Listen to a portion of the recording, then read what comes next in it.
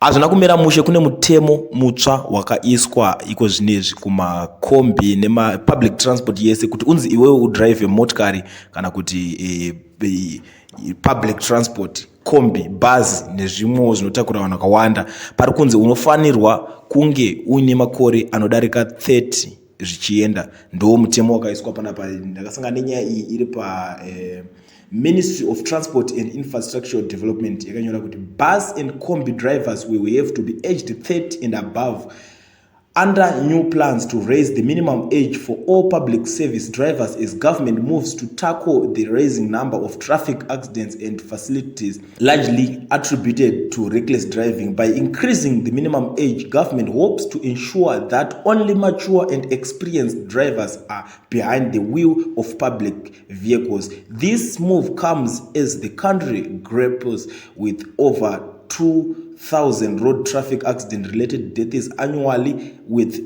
negligent driving being the leading cause.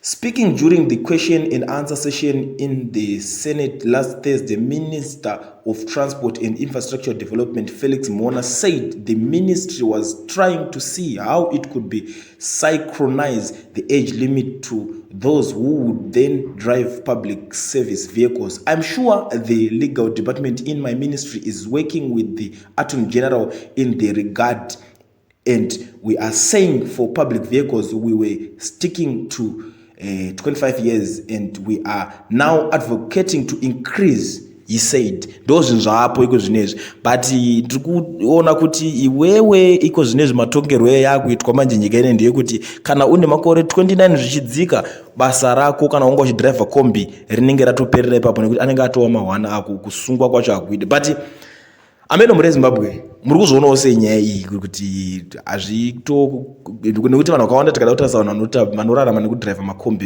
ndevechidiki vazhinji vacho. Ukada kutarisa madhiraivha emakombi mazhinji acho ma25, 26, 27, 28, 29, munhu anenge atoo ku30 years uko anenge akutofocusa nezvimwe zvinhu zviri better mulife make. Saka apa kureva kuti vanoda kutombotora kana vamwe vanhu vanga vatochembera vakudzimba kuti vadzoke paroad. Ameno muri Zimbabwe munoionawo sei movie yaroho iyi?